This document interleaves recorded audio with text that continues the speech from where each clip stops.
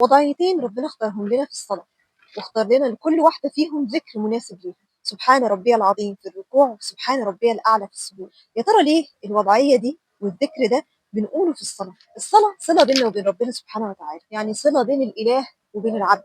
فما ينفعش أبدا عبد يقف بين إيدين ربنا سبحانه وتعالى وهو مش مدرك إن هو عبد، وإن هو واقف بين إيدين سيده ومولاه وإلهه سبحانه وتعالى. وبالتالي كتير جدا من الأذكار والحركات بتاعة الصلاة بتأكد جوانا وبتغرس جوانا فكرة العبودية لله سبحانه وتعالى. علشان كده في الركوع بنقول سبحان ربي العظيم سبحانه وتعالى. انت وضعك دلوقتي عبد، لكن هو سبحانه العظيم. ربنا سبحانه وتعالى سبحان ربي العظيم بيربينا ان هو سبحانه العظيم، وانت العبد الفقير الى الله سبحانه وتعالى. لما تقول سبحان ربي العظيم تامل، لان هم قالوا انه عظيم سبحانه وتعالى، عظيم الذات عظيم الصفات. فممكن تقول سبحان ربي العظيم، واحنا قلنا سبحان الله يعني تنزه عن كل نقص.